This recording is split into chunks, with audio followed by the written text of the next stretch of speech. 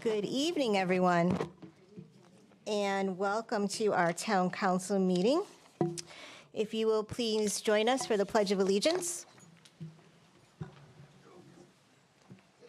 pledge allegiance to the flag of the United States of America and to the republic for which it stands, one nation, under God, indivisible, with liberty and justice for all.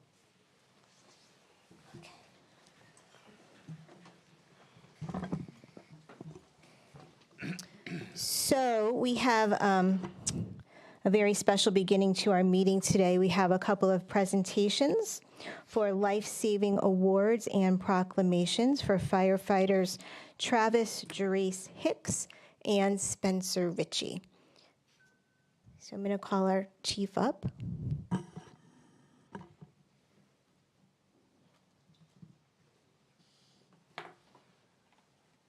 Thank you, Mayor. We got to find them. They're supposed to be in the front row. Uh-oh. Here they come.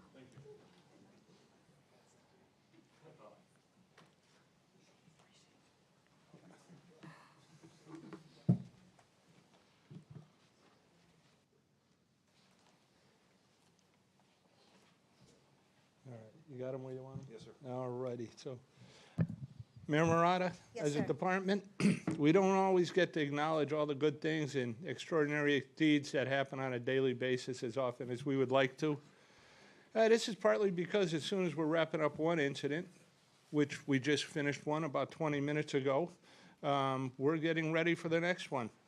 But today we're going to correct that by presenting the Meritorious Valor Award and recognizing two from the department whose actions went well above and beyond the call of duty by risking their own lives for the sake of a member of the community. And just to give a little history on this prestigious award, it's been awarded only 16 times in the department's 98-plus year history. With that said, we have in front of us firefighters Travis Gerace Hicks and firefighter Spencer Ritchie with the new name tag, just so he knows who he is tonight. All right, there are many reasons why the typical firefighter joins the department. Some join to gain experience and education to further a career. Some join as part of a buddy system, but many do it because family ties run deep in the fire service. And with Spencer tonight is his dad, Captain John Ritchie, and with Travis is his dad, Captain Roger Hicks. And Deputy Chief Gerace, who's right behind me, will be presenting the medals, is also Travis's uncle. What brought us here tonight, on January 14th at 9:03 a.m., the fire department responded to a report of a person who fell through the ice near the boat launch at Ferry Park. Upon our arrival, we observed the victim approximately 100 feet from shore. The victim was clinging to the edge of a hole in the ice, measuring about 150 square feet. The victim could be seen moving and appeared to be conscious, but also was obviously in a great deal of distress. Utility 1 was the first asset to arrive, and they were assigned the rescue. Travis and Spencer here donned their protective cold water rescue suits and began moving to the victim, dragging the ice rescue sled. Once they got to the victim, they needed to remove her from the water. Compounding their efforts was the waterlogged weight of the victim, the heavy winter clothes, the current in the river, and of course the weather.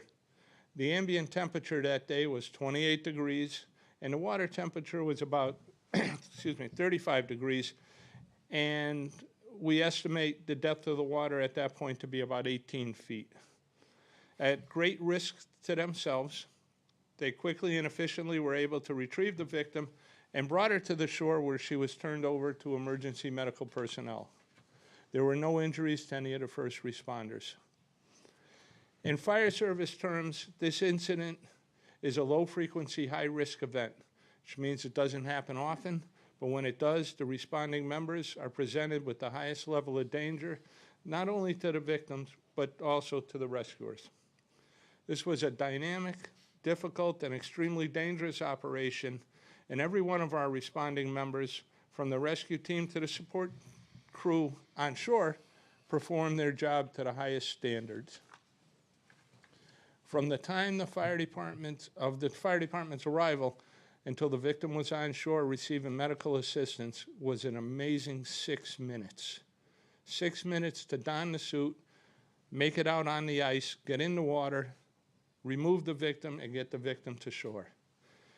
This is the ultimate example of where training creates instinct. I was the incident commander that morning, and it was easy to see these two firefighters were performing their duties in perfect synchronization and coordination. Watching this unfold, I could not be any prouder of our responders. So draw your own conclusions, but to me, their performance that morning in and on the Connecticut River is one of true and compassionate professionals. I truly believe that their actions are representative of the high caliber of member that we have in the Rocky Hill Fire Department.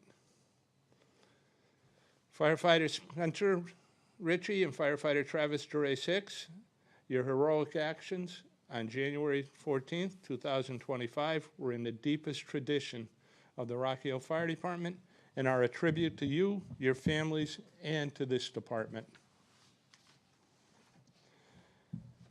Now, please accept this commendation bar to wear on your uniform to recognize and acknowledge the importance of your action. Deputy Chief Duray.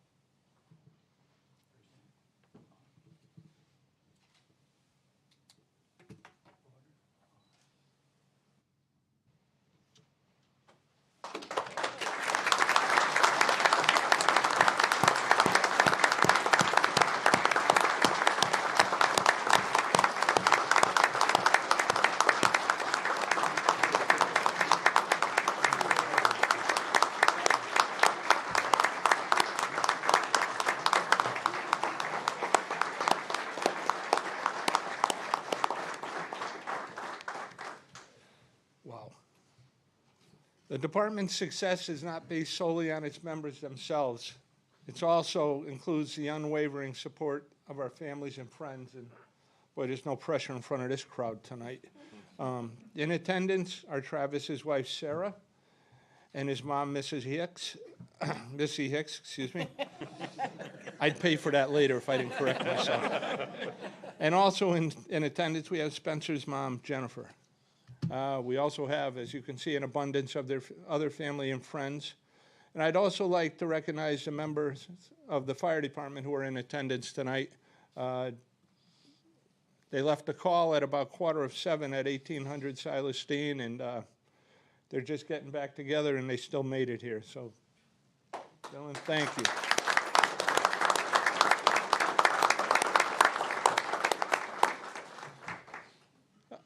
The mayor now has a proclamation for you. Mayor?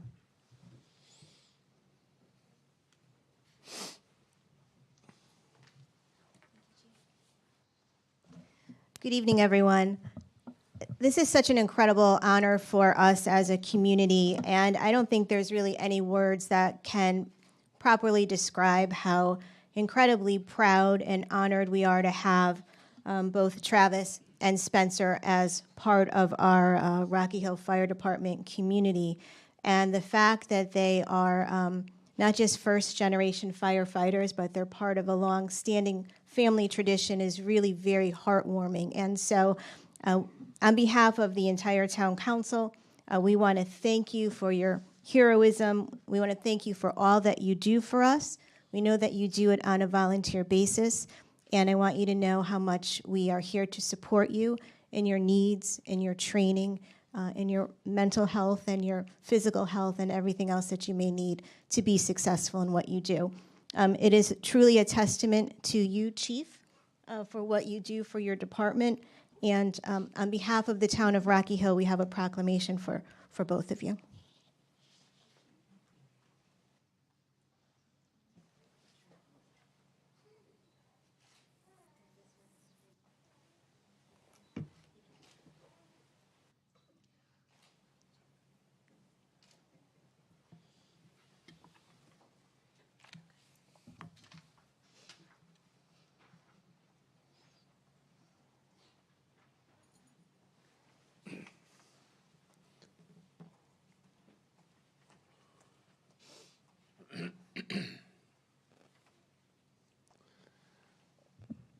Mayor, Deputy Mayor, Mr. Manager, you have our gratitude for allowing us to recognize these two members in a public forum tonight.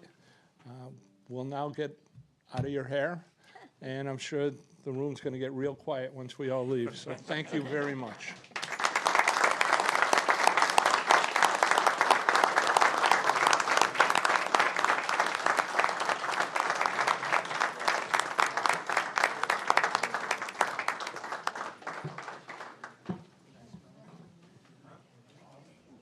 So we're just going to give everyone a minute to mobilize.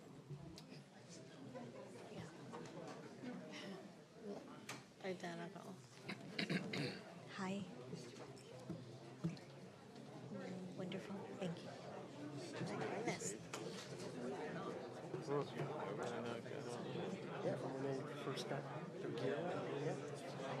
you want to take a 5-minute break and shut the mics off, or just let it go? All right.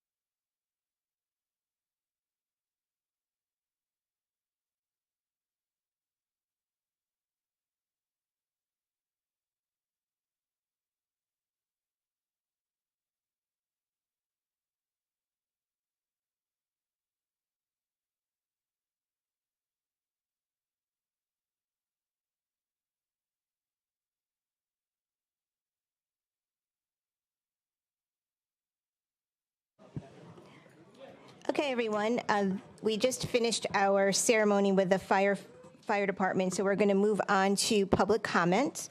This portion of the meeting is specifically set aside for comments from the public who are asked to limit their comments to 2 minutes. Any person interested in providing public comment via email should email publicmeetings@rockyhillct.gov prior to 4 p.m. on the day of the meeting, and they will receive instructions on how to participate. Is there anyone from the public who wishes to be heard? Come on up. Give it a try.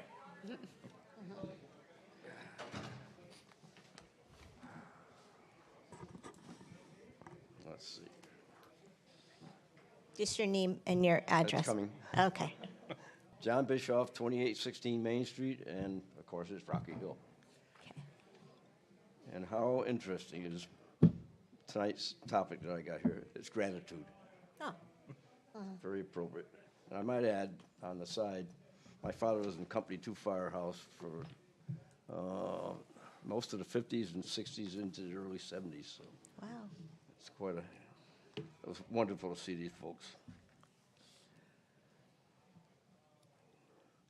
Good evening, Honorable Mayor, the Town Council, audience, and audience at home.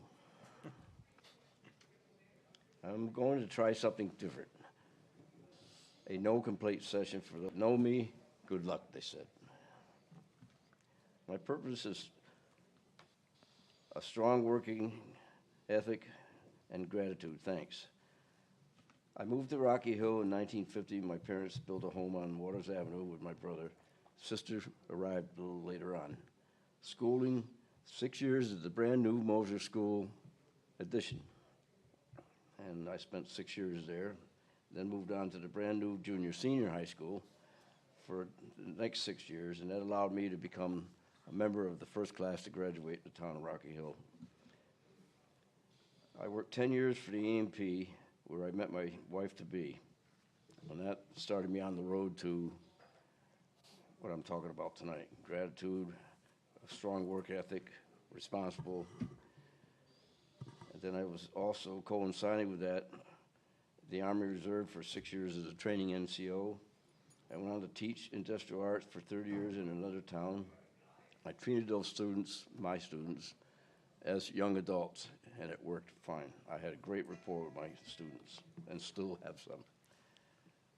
With that respect, it led to a work ethic and a people person. I retired in '98, not to be. Employment, I'm not a retiree. I mean, I'm a workaholic. I love work. And I applied to different places, and the closest I came was Home Depot, but they called after what really happened. It was great. I looked in their reminder, and lo and behold, they were looking for seasonal parks help, and that's where my road to a wonderful next trip evolved from. I worked for them for the 6 months, and fortunately, I fell into an opening at the facilities department temporarily, and then it just kept rolling along. And a council about that time created a position in facilities department, and I became the facilities person for the next 10 years. I have a lot of respect for that. I saw the inner workings of this town, and I had the keys and codes to all 18 buildings. We had the schools at that time under the facilities department. In 2008, I retired. What a send-off they had. This council chambers was full. All kinds of gifts. And for example, one was a trip for 2 to Newport, restaurants, Ruth Chris. I had a lot of gratitude, and it was a great send-off. Sadly, in 2022, my wife of 54 years passed. The town did not forget. I had many messages and wonderful visits from former and present employees. There's still a few of us here. And I really wanted to do this part. from the town. I got a beautiful basket of cheer, fruit basket from Root Systems. I hope I got that right. They're great people. I've been down to thank them in person, but I wanted to do it in public here. It's been a little while, but I've got there. And I've since been there to buy some floral arrangements for special people. Yes, I have a lot of gratitude, and I'm proud to say I grew along with and lived in Rocky Hill all these years and had the opportunity of those last 10 years of employment to be a part of that growth. It's a great town, and I have a lot of gratitude. Thank you. Thank you so much. Is there anyone else who wishes to be heard?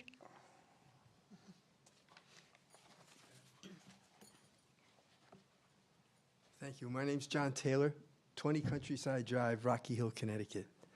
And, you know, I don't know what you believe in, but there is something up there that just says the time is right to do what has to be done.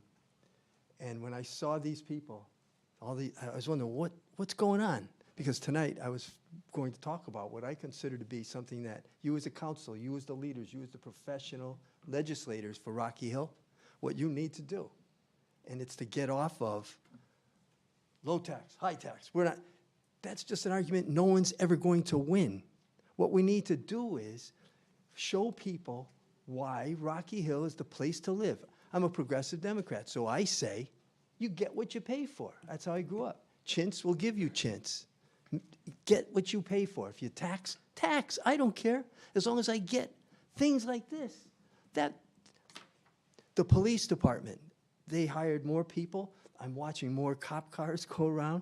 I have a young man who's on the corner stopping speeders. That's what Rocky Hill's all about. To hear this man talk about the gratitude of living here all of these years, you need a marketing representative among you. I don't know, pick somebody, marketing development. Get someone who could really get some things going. I don't know who or how you're going to do it. It has nothing to do with parties. It has everything to do with the value of living here in Rocky Hill. That's what increases your value. That's what increases my property value. When people want to rent, they don't look at property value. They look at, what am I going to get? Where are the different pieces of, what are the small businesses like? And we have a lot of small business, which brings me to another really important thing, the thing that I wanted to talk about mostly. It's the deal that went with this Kelson thing, you know. The $80,000 a year for 9 years, that's crazy.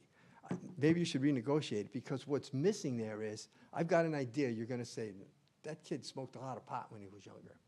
But yeah, I did. And, you know, I don't care. You know, I was a musician. I ended up being a financial planner and dealt with people's money. That was even scarier. And I ran the program for Liberty Bank. And there I changed the program over to a fee-based business, more of an investment advisory instead of brokerage. So the bank took a hit. Tom Pastorella was our CFO, brilliant man, good friend.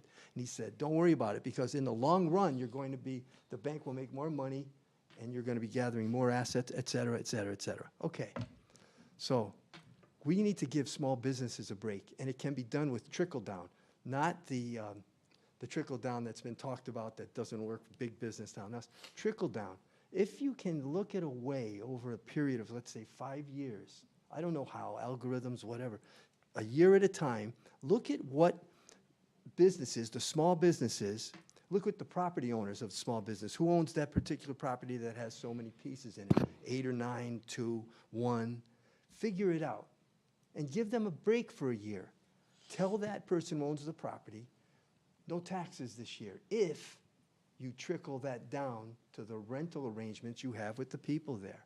Give that business a chance to save some money to get going. You know, small business, 2 years, I guess, is the average. If you can maintain and dress up some of the businesses we have so people say, I like living in Rocky Hill because I could go there, I know they're there, and that business owner, maybe they flash up their business a little bit.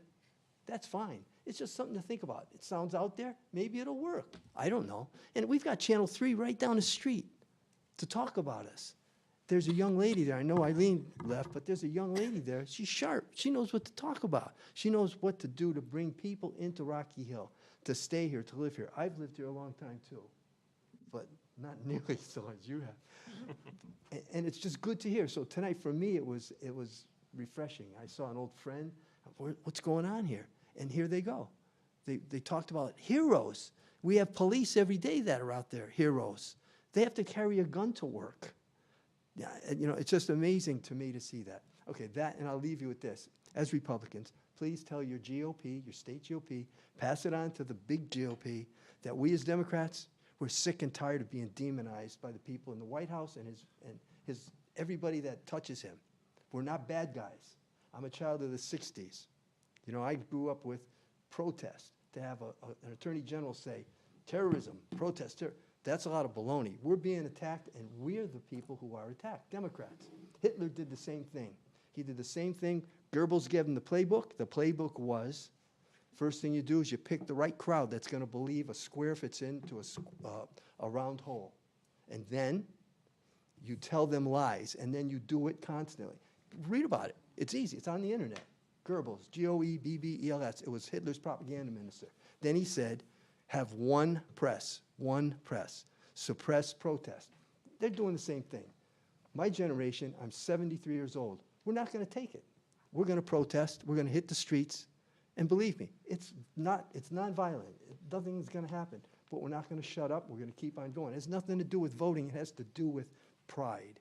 We're proud. We did a lot. I'm retired. I don't want to go through this. I want to just have fun. I like living in Rocky Hill. Got great restaurants, nice places to go and have a drink. I don't want to be attacked like I have been by different Republicans because I had certain signs on my lawn.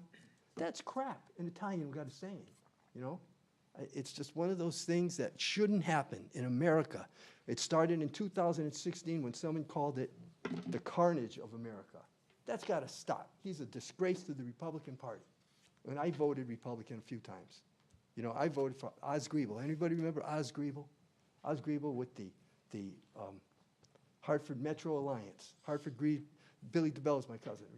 Billy and Oz, and I worked for Chandler Howard to talk with guys like that about joining education with business. That's a good idea. What if we put one more idea, and then I'll leave you guys alone. You have business to take care of. One more idea. If we have any rent where we could put a community college branch, Middlesex North, Capital Community South, whatever, it might just somehow get somebody interested in doing something here in Rocky Hill. A lot of people have done a good job in bringing business in here. Well, anyway, I've talked enough. I was really happy to see that and really happy to see someone his gratitude for living in Rocky Hill has been expressed today. I hope that's me when I reach that age. I hope I get to that age. Thank you very much. Wonderful, thank you. Anyone else want to be heard? Okay, we're going to move on to appointments and resignations. None on this side, Madam Mayor. Don't have any. Okay, approval of the minutes, Town Council meeting March 17th, 2025. Motion to approve. Second. Any discussion? All in favor? Aye. Any Abstain. abstentions? 3. Thank you. Moving on to subcommittee reports, Finance. Finance Committee is scheduled to meet this Thursday, April 10th at 6 p.m. Government Ops. Government Operations is next scheduled to meet 2 weeks from today on the 21st at 5 p.m. Public Safety. Public Safety is scheduled to meet on April 21st, 2 weeks from now at 5:30 p.m. Thank you. Senior Liaison. Our next meeting is scheduled for April 28th at 5 p.m. Land Acquisition and Farmland Preservation. No report. Our next meeting is April 22nd. Liaison to the State Rep and Senator. Yeah, I did not receive any updates from our state representative or state senator. School Liaison. No report. The budget is forthcoming, though. Thank you. CIP. We are, I believe, scheduled to meet on April 16th at 5 p.m. Is that confirmed now? Yes. Thank you. And then Economic Development. No meeting to report on. All right, nothing on our consent agenda, nothing on old business. Moving to new business A, discussion, possible action, town option to become a member of the Connecticut Municipal Redevelopment Authority.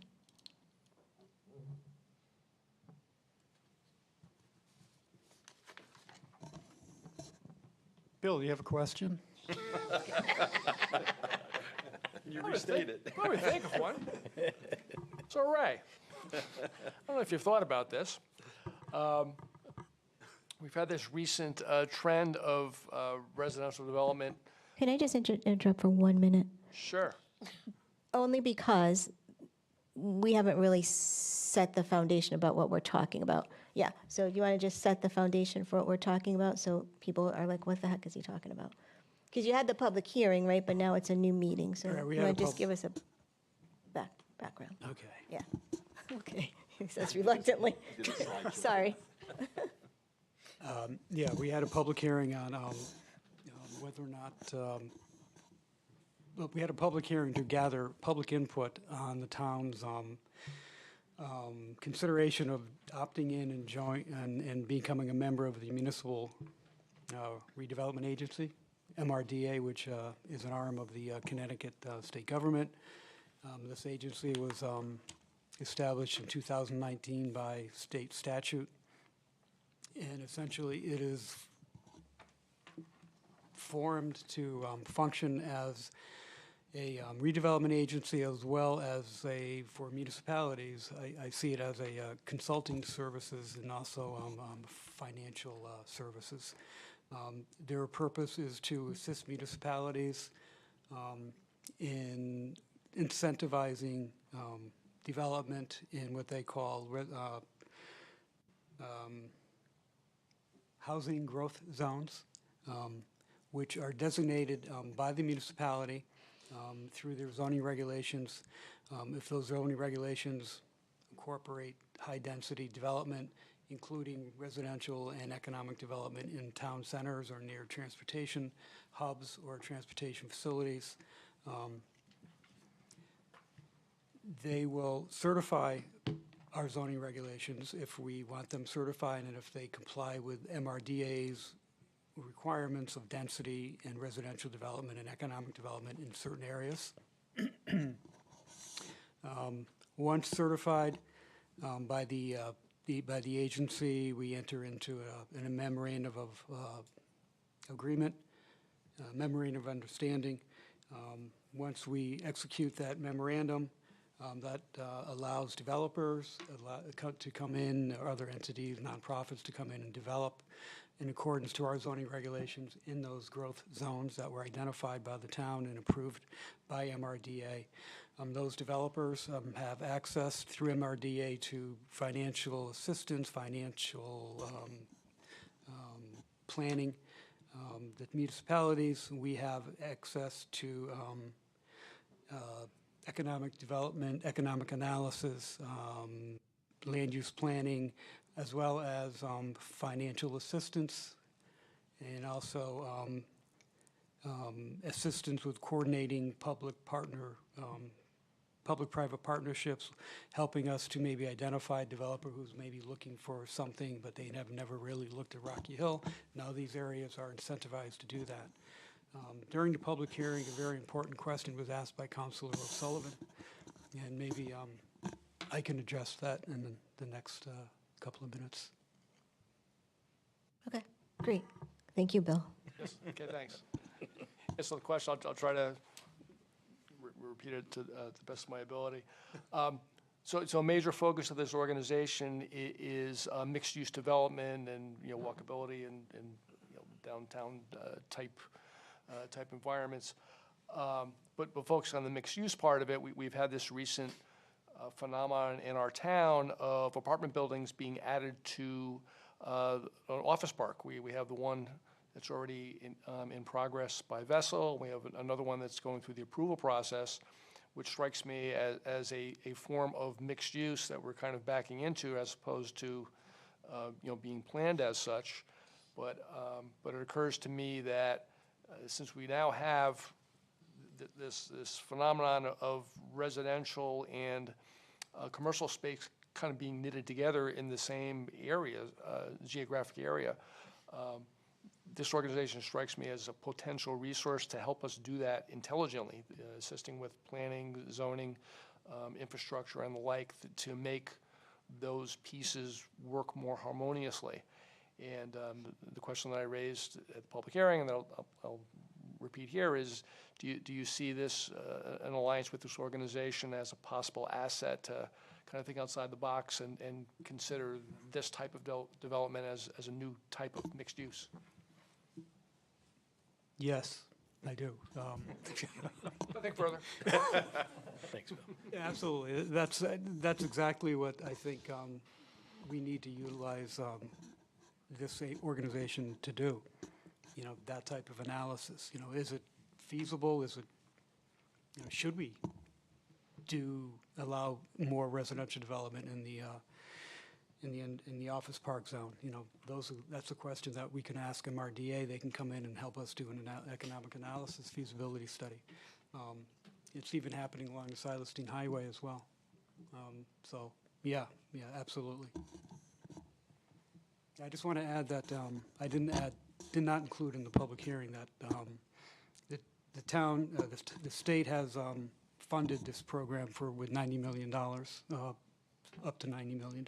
So it is funded.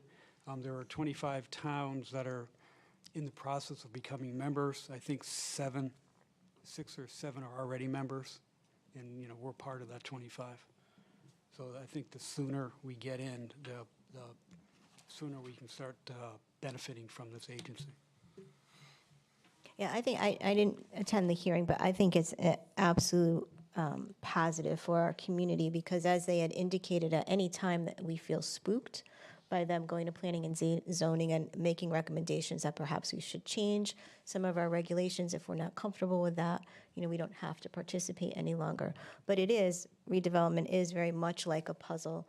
And with Connecticut lawmakers always looking at as-of-right development and looking to use our empty commercial space for as-of-right development and other things, little by little it chips away at our municipal autonomy. So if we can regain some control over that and you know, add housing, add mixed-use development that is in line with what our POCD contemplates as opposed to what the state contemplates, I think that's important.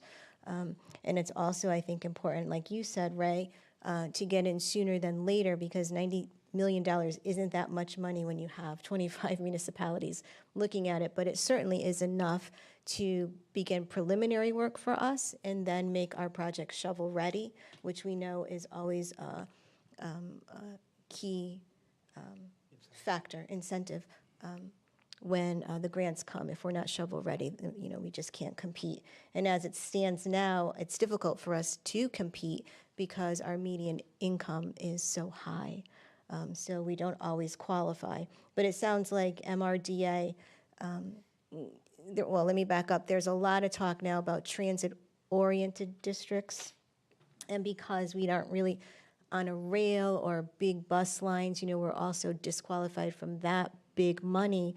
But through MRDA, they will take a look at our little bus route and our little connection. So, you know, it's really a wonderful opportunity, I think, for us, and to grow in time, you know, over the years.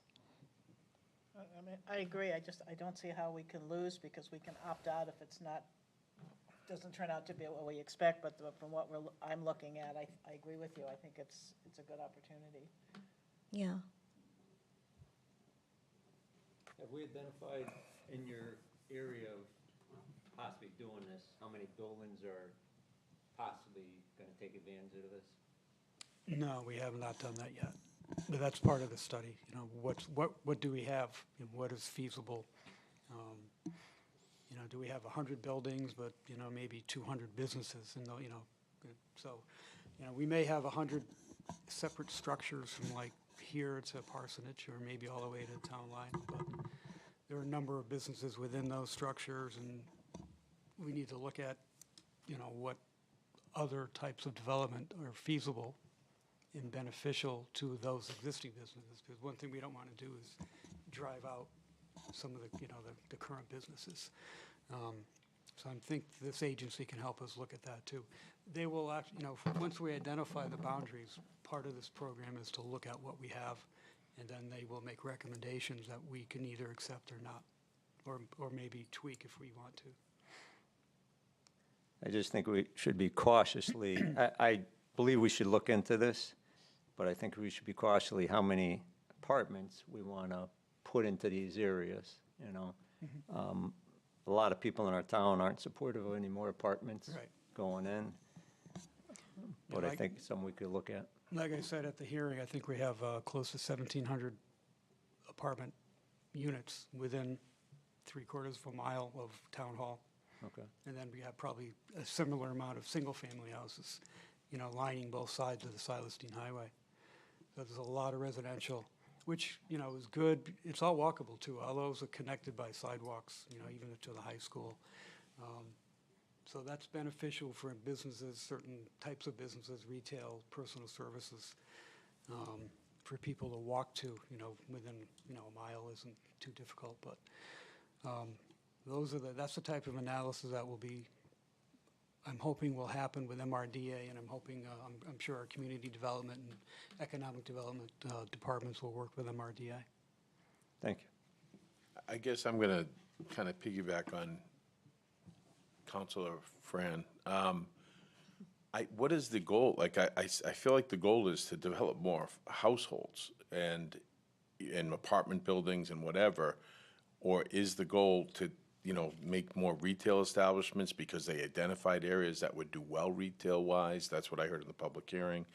I mean, I'm like Fran, I personally, as a resident, am not thrilled about more apartment buildings, frankly. You know, I think we've got quite a bit on the docket right now. I'd like to know the mixed goal, or is it only a goal to find areas to, you know, develop housing? You know, the goal is up to what the town wants.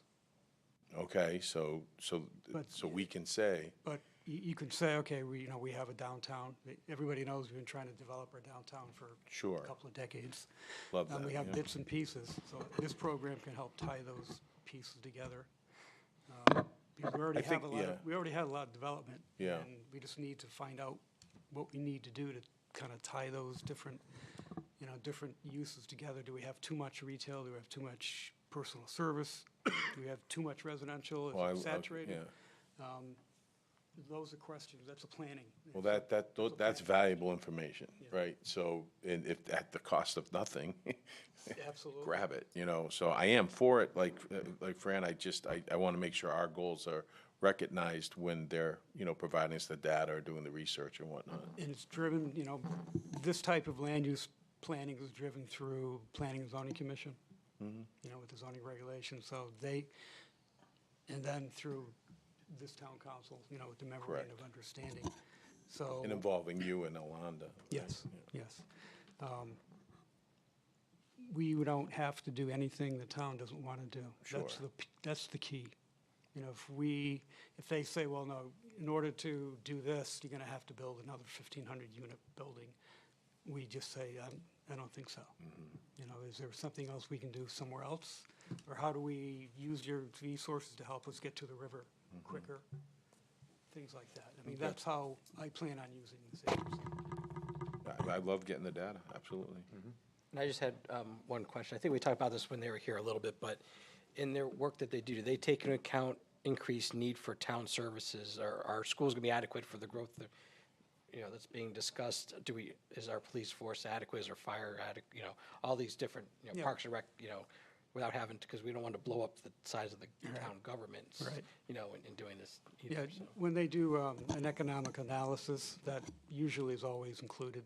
You know, what is the economic impact? How many police officers do we might have to, hire, because we don't have enough to cover, another 20,000 apartments or whatever.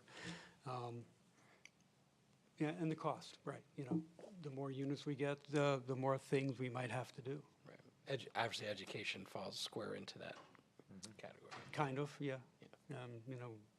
These types of apartments, I know the high-end apartments with a lot of amenities in Rocky Hill specifically produce about 0.2 children per unit, as opposed to a 4-family or a 4,000 or 5,000 square foot single-family house with 4 bedrooms. They produce significantly more kids than an apartment unit. They also pay a lot more taxes too, so. The landlord pays a lot of taxes, Yeah, but over a lot of. Yeah, I mean, the highest taxpayer in town is the largest apartment building in town. No, I understand, but it's also more than 4 people. Yeah. 900 and some Point odd two's pretty good, kids. You have a point? No. But those are older, those are big, old Right. units. No, I'm not here to say, I'm just making sure that that's all It will factored into affect, what the work they do. absolutely, yeah. And then, when they do work with us, if you have extra questions, we get that to them. So if you're looking for something else, we would ask them, okay, you need to analyze this X, Y, and Z. Sounds like a great resource. So Ray, are there any obligations on our part to become a member? Like once we become a member, so you said we have the decision making, we can make any decision we want. But are there any obligations? Is this Have it, No cost, no. yeah. There's no cost, there's no risk to the town, there are no fees. We have the ability. So you're telling me that it's a truly free lunch? Yes, we have the ability to opt in, to opt out. If they make a recommendation, we can say, no, we don't like that. We want to do something else. Can you help us do this? It's no risk, no cost. No cost, Almost too no good to be true. obligations? Okay. Now, who knows if they change legislation and start having strings, we just say goodbye. How many towns are part of this? I believe there are 6 or 7 now, but there are 25 in the process of applying, going through the process. Do you know which towns? Ansonia, Torrington. I think 2 other Naugatuck Valley towns. Naugatuck is the other one. And Seymour, did I mention Seymour? Yeah. So a lot of valley towns are taking advantage. Torrington, Darien maybe, from what I read. I'm not sure where they are in the process, if they're considering it. If I could add, you have them in your program. Ansonia, Naugatuck, New London, Torrington, and Seymour are part of it right now that you listed.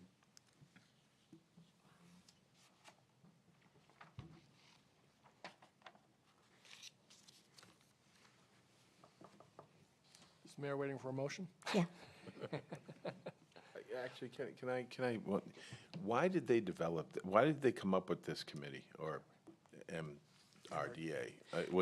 Is it to address the housing shortage?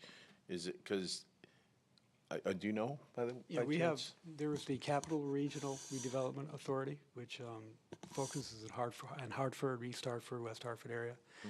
So apparently the legislature wanted to provide a similar type of agency to help other municipalities besides those, the very larger communities that have access. And they qualify to their demographics. Most of the other Connecticut suburban towns, suburban at least, we don't qualify for many of the programs. Right. Excuse me, because of our demographics. Like the mayor had mentioned, our income levels are too high, housing costs are too high, so we don't qualify for a lot of funding.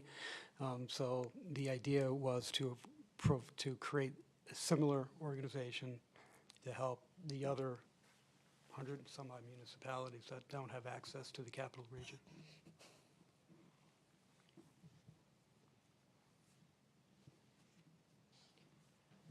Take 2. All right, well, I just have one quick question. Just based on that, Ray, and what Fran and Dave were alluding to, because, we are becoming saturated with apartments. And to your point, the CDRA is like the financial arm working with developers around Hartford, in Hartford and around Hartford. So if somebody came in and said, I want to build a 200-unit apartment building, MRDA is helping finance it, that would be a part of the presentation to planning and zoning? Planning and zoning would be aware of the development beforehand. We would be aware of it before. Like a pre-application that Well, the we would- developer has MRDA financing on this project. Oh, you mean like a random, yeah. So what he's saying is, we could be in negotiations, right, and saying, oh, yeah, this is great, but then another developer who's already part of this process, can he come in and push his apartment complex on us? If the town allows it.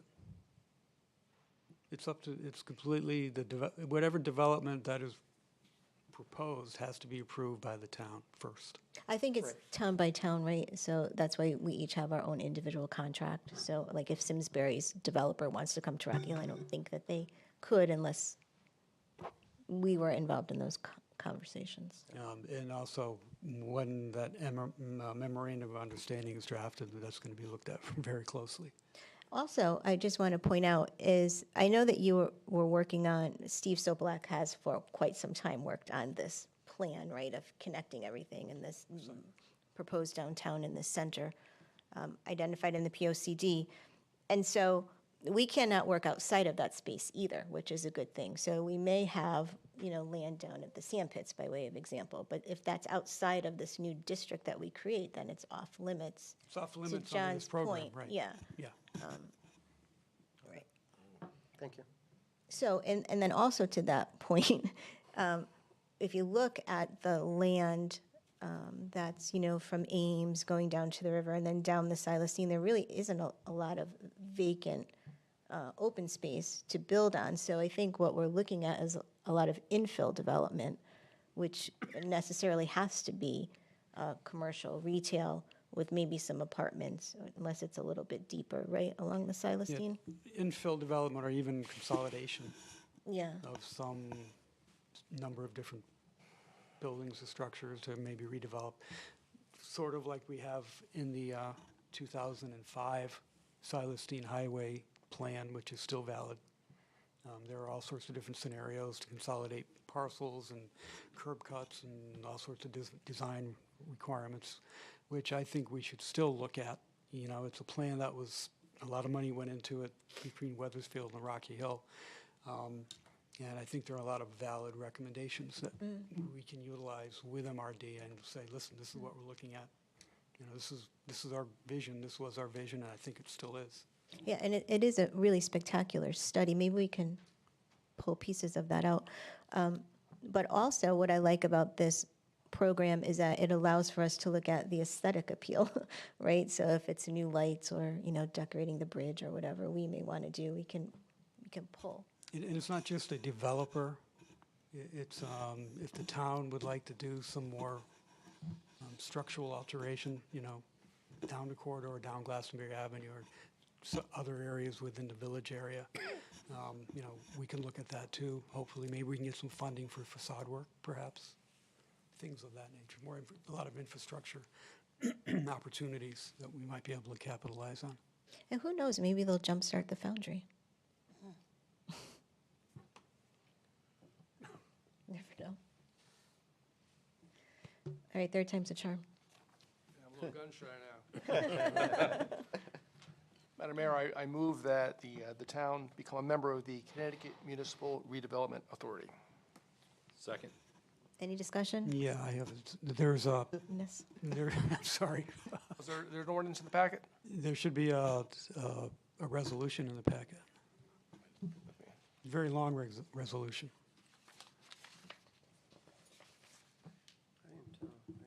It's a very I long saw a summary. Summary. I didn't see a resolution. And then there's some maps. No summary, no resolution? No, I don't think so. Doesn't seem to be. I can print out a resolution, but it's so long, you're not going to read it, but maybe you can allude to it? I would like to read it. Okay, out loud? No, I mean, I just want to read it and process it. Okay, it's a standard resolution that all the towns use. It's like when we apply for a grant, we use the same resolution that the state, it's a format. So I'm going to have to go back, maybe take a recess for a couple minutes. Do the mayor's report? Wow. I mean, you want us to read the whole resolution and process it and then vote on it? It'll take some time. How many pages is it? That's probably 2, Oh, maybe 2.5, but it is the statute. That's why, it should have been in the package, but it's a, is a 2-week delay going to kill us? no. Okay. What do you guys want? I'd rather wait. Yeah. What do Draw my motion. All righty. After all that, Bill. Thanks. Is it- So do we It's have- not gonna hurt Just our gonna table it, position. or? Yeah. Do you motion to table it, or? Yeah, probably. Bill, do you want to do the motion to table it, just so you know? Get a chance to do something. Feel bad. Move to table the new business item on tonight's agenda to our next meeting. Second. Any discussion? All in favor? Aye. Thank you. Not your night, Bill. Thank you. Apparently not. Thank you, Ray. You got the tabling there. Okay, so we're going to zoom to the mayor's report.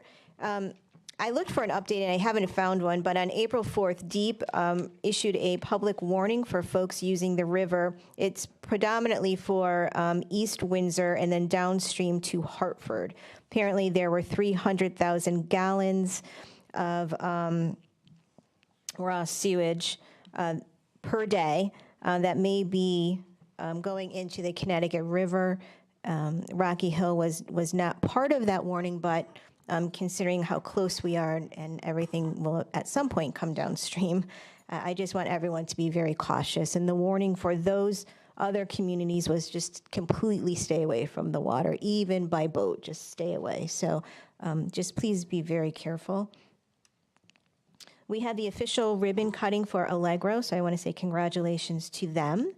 The Education Foundation basketball fundraiser with the Harlem Wizards was a huge success, as was the mini golf that the library holds annually to raise money. The Friends of the Library does that. So congratulations to both of those organizations, and thank you for doing that, because all of the money that they raise comes back into the community to help programming and to help our students. The Albanian community seems to be growing, as does their school that focuses on cultural and heritage. So they are looking for a little bit of a bigger space, and we're very excited to see that growth happening in town here. The Intergenerational Food Pantry Garden has a really cool initiative to reduce food insecurity in our community, which is called Grow Hope Plant Change. And so you can stop by our Human Youth and Senior Services and pick up little seedling packets. You can start those plants at your house and then return them by May 20th to get planted into the community garden. It's a really great way to have the kiddos participate in civic engagement. And then it's just a real big benefit for people with food insecurity to have fresh produce provided to them throughout the farming season. We had a Welcome Home Vietnam Veterans Day ceremony at the Connecticut DVA. It was a packed crowd. It was very, very emotional afternoon listening to the veterans talk about their experiences in the battlefield, as well as the way they were treated when they returned home. I was very honored to participate in that annual event, and I just want to thank everyone who served in Vietnam for their service, and of course we say to them, welcome home. Remember to sign up for the Central Connecticut Health District Walk this May. You can check that out on our website and the Health District's website. And then finally, congratulations to all the high schoolers, including my son, who participated in the Rocky Hill High School Terrier Tough obstacle course, 5K, through the freezing cold rain and through the mud, and God bless them. They seem to really enjoy themselves, and it's a great event. Unfortunately, I understand it's the last year, so there's some, I don't know what's going on there, but we can look into that, maybe get some new volunteers. And then finally, MTU Aero Engineers North America is expanding right here in Rocky Hill. It's Connecticut operations of a German aerospace company. So we're always thrilled to see our vacant businesses, business parcels, that empty office space that we're, every municipality is frightened to have, slowly but surely is being filled by existing businesses who are expanding or by new business that's coming into the community. So we're grateful for that. And that's that. Moving on to the town manager's report. Mayor already mentioned the Memorial Day Parade, correct? I did not. No, you didn't. Thank God Rita's in Just a Florida. reminder from Parks and Rec and Rita that the Memorial Day Parade, Monday, May 26th, high school, 9:30 a.m. To participate or to volunteer, please contact the Parks and Rec Department at rchabra@rockyhill.com. You have the information. Walk this May. I did that.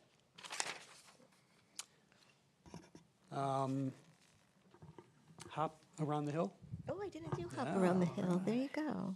It was very successful this past Saturday. They were sold out every time slot.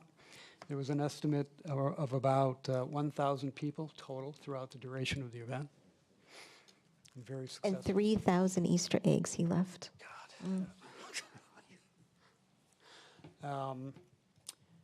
Parks and Rec is hosting a Connecticut Recreation and Parks Association quarterly meeting tomorrow. And Logan in Parks and Rec is teaming up with Kelly and Melissa from Human Services to present mental health management strategies in camp settings. So that will be a good turnout of about 80 professionals to get some training on mental health strategies. And I do have a quick summary, which I'm not going to read, a quick update on River's Edge, the Foundry update. They are still very interested. As usual, the environmental cleanup is an issue. MDC may be an issue with a delay in how or when they will be providing water service to that location along the river. The property owner has decided to try to capitalize on CROG's Environmental Revolving Loan Fund for remediation. They had submitted an application probably in 2020, 21 under the same program, but the funding was very low, the interest rates were too high. They decided not to take it. This time, their attorney decided to submit an application. The program has this up to $1 million, so I'm not sure how much money would be, I'm not sure if it's going to be worth the process to them, but they are very interested in the program. They have hired in the past an LAP, a licensed environmental professional, but they did get an update on the remedial action requirements, which I have outlined here. And if you read through this, you'll find that that remediation takes quite a long time between additional testing that has already been done in the past, to remedial action plans, to water monitoring, which we're dealing with on a farm, an extra 2 years beyond, and then another 6 to 12 months to complete site work and construction. They continue to move forward fairly slowly, but they continue to move forward. And Attorney Parker does apologize. He has a commitment for the next 2 months on Monday nights, every Monday night. So we'll get him here eventually to give us a live update. Well, tell him we'll give him a special meeting. And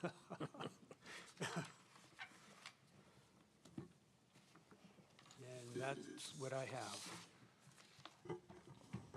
Bill, I think we'll let you do the motion. Move to adjourn. Second? All in favor?